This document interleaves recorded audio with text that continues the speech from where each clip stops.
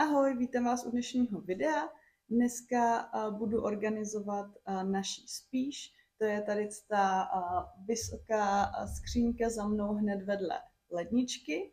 Už jsem ji asi tak víc než půl roku nějak víc neorganizovala a neuklízela, takže teď už je trošku těžký se v ní vyznat, je tam trochu chaos, takže myslím si, že dneska konečně nastal ten čas, kdy se do toho musím pustit. Ale nejdřív si dám čaj.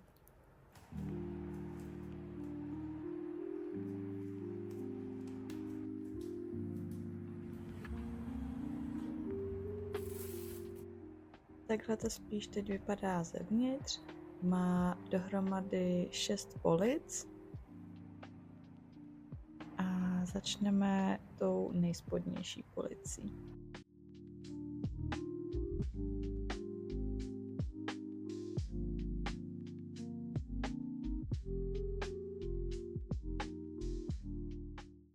Tady jsou nějaké plechovky rajčatového protlaku, které jsme kupovali minulý týden, takže to určitě zůstává.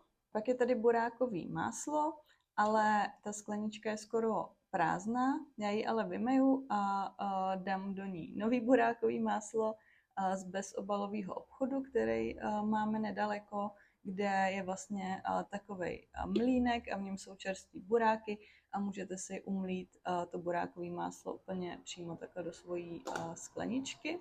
Pak je tu jablečný ocet, má na dně trochu sedlinu, ale měl by být úplně v pohodě, takže ten určitě zůstává taky. Pak je tady takovýhle krásný fancy vypadající olivový olej, který nám přivezli moji rodiče z dovolený teď minulý týden. Já jsem ho ještě nezkoušela, ale koukám, že už je otevřený, protože ho určitě zkoušel Tasos, můj přítel, který je taky z Řecka, takže je mi jasný, že prostě to musel hned vyzkoušet. Když už mluvíme o řeckém jídle, tak tady je plechovka dolmadakia. Dolmadakia jsou tady ty řecký vinný listy plněný rejží a bylinkama. V Řecku je to hodně tradiční, ale mají to taky třeba v Turecku, v Sýrii, v Libanonu, ale jmenuje se tam trošku jinak. Jinak teda tady ta plechovka je pěkně zaprasená, protože už jí to mám asi víc než rok a padají na ní prostě různé věci z vyšších polic, jako třeba mouka, takže ji budu muset nějak umýt, ale určitě je to ještě úplně v pohodě a dám se to někdy snad brzo už ke svačině nebo k večeři. Tak, pak je tady kokosový olej, který už je tu hodně dlouho, myslím si, že už asi nebude dobrý, asi ho budu muset vyhodit, možná asi ho tam stejně, už jenom tak jako zbytek a už ho ani tak moc nepoužívám, takže bude pryč. Dál je tu ocet kvasný lihový ochucen a myslím si, že ten už vídám ve svojí spíži několik let, takže nevím, jestli je furt dobrý. Podívám se na nějaký jako datum expirace. No a potom je tady ten zbytek slunečnicového oleje a popravdě vůbec nevím, jestli je ještě použitelný. Nikde už tady nevidím žádný expirační datum, asi se z té lahve smazalo. Takže ho asi budu muset očuchat a uvidím. nevím, jestli je ještě jako bezpečný ho používat. Nerada vyhazuju jídlo, ale tenhle možná bude muset jít. Pak jsou tu tady ty nešťastné 2 balení bezlepkových ovesných vloček a já ani Tasos nemáme nějakou intoleranci na lepek, ale prostě on je koupil omylem, protože tady je to napsané česky, že jsou bezlepkové a on česky neumí a moc nerozumí a tohle je z DMK a je to tady zase napsaný německy, sice možná by mohlo dojít, že gluten free je gluten free, ale no prostě to bylo takový nedorozumění a skončili jsme takhle už 2krát s balením ovesných vloček, které jsou bez lepku. Co uděláme je, že prostě dáme asi někomu kolem nás, koho známe, kdo má intoleranci. No a nakonec tady z té poličky, a to je taková klasika, a brambory, tady jsou takový pěkný, moc dobrý bio brambory z rohlíku, který si uvařím teď v nejbližších dnech. A pak je tady cibule a česnek, to asi nemá nic cenu ukazovat.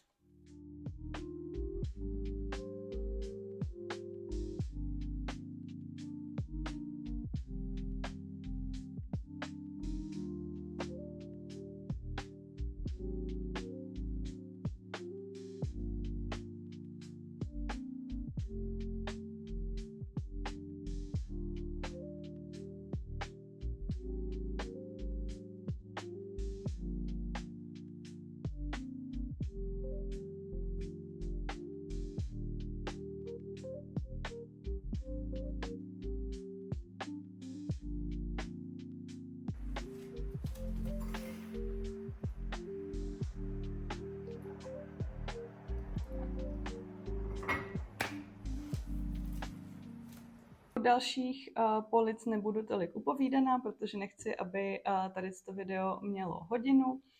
Nicméně tady ta police tak má prostě různý dochucovadla, jako je koření, cukr, med a tak podobně. Mimochodem, sousedi zrovna začali vrtat hned tady vedle mojí kuchyně, kde teď natáčím, takže je možné, že to bude v tom videu trochu slyšet. Nevím, uvidíme, co z toho vyleze. Moučkový cukr, který u mě nechala máma, takže ten jí vrátím, ten já většinou nepoužívám. Tady je nějaký prázdný med, takže to asi vyhodím rovnou. A tady je bio kakao, který je taky už skoro prázdný, takže použiju ten zbytek a pak ten obal vyhodím. Kokosový cukr, třtinový cukr, to nechávám. Pepř, sůl, krabice s kořením, ta je v podstatě předtříděná, protože to udržuji tak nějak v pořádku. Sojový mlíko, to jsem ještě ani neotevřela. Náš oblíbený med z Řecka už mi dochází, ale za měsíc a něco pojedu do Aten, takže si tam dokoupím. Tady je pasta na tchajský zelený curry od Živiny. Myslím si, že už je prošla, ale nevím, jestli se jakoby může takhle rychle zkazit. Vygoogluju to, ale myslím si, že bude ještě v pohodě. Tady jsou nějaký zavařeniny od mýho dědy, nějaký džemy, houby v octu, tohle taky je myslím nějaký džem. Popravdě, jo, je to 2023, tak já se ještě podívám a tohle dokonce je 2022, takže nevím úplně, jak dlouho tohle může vydržet, to se podívám, ale doufám, že to nebudu muset úplně všechno vyhodit.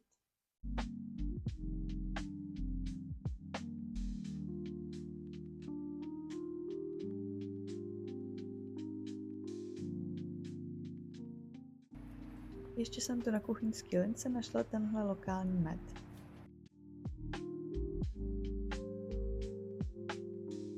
Tak, co se týče těch posledních 4 polic, tak já jsem se rozhodla, že to z ní prostě všechno vyndám ven na zem a rozstřídím to tam a pak to zase nadám zpátky, protože původně v nich sice byl nějaký systém, bylo to rozstříděno podle nějakých kategorií, ale to se teď za těch pár měsíců prostě nějak rozpadlo a všechno se to tak nějak míchalo dohromady, takže tohle bude asi nejlepší a nejsnažší to takhle udělat.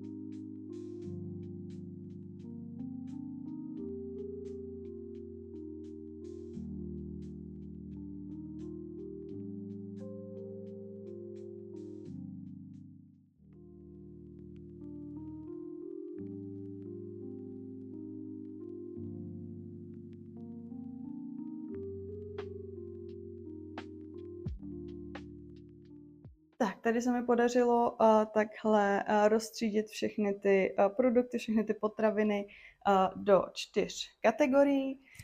Tady je teda první kategorie, což je vlastně tady nějaká káva, horká čokoláda, nějaký svačinky a sladkosti a tak podobně.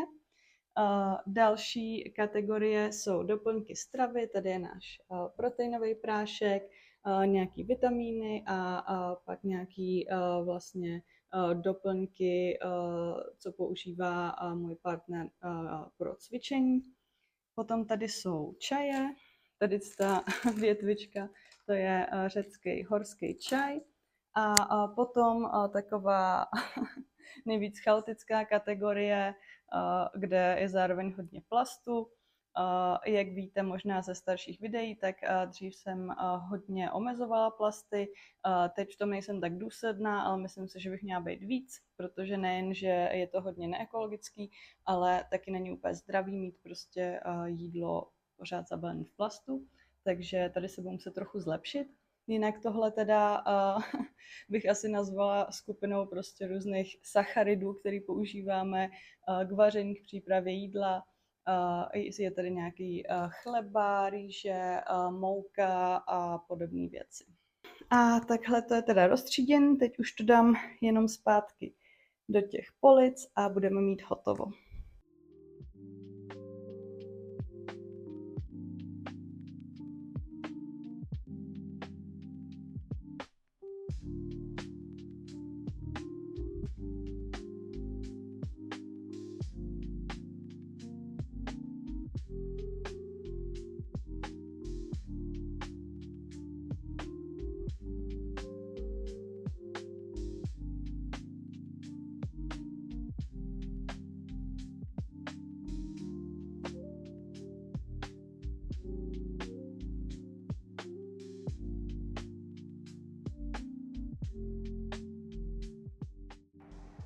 Máme hotovo a je to nádhera, krásný pořádek, úplně mi to dodává takový klidný pocit. Já jsem se na to, abych dotočila poslední minutu tady z toho videa, přesunout sem do ložnice, protože sousedí začali vrtat jak šílený a bylo to hrozně nahlas. Přišlo mi úplně, že snad jako každou chvíli prostě se provrtají tou zdí a objeví se v té kuchyni. No, teď to zase začalo, ale tak jsem tady zavřená, není to slyšet zas až tolik.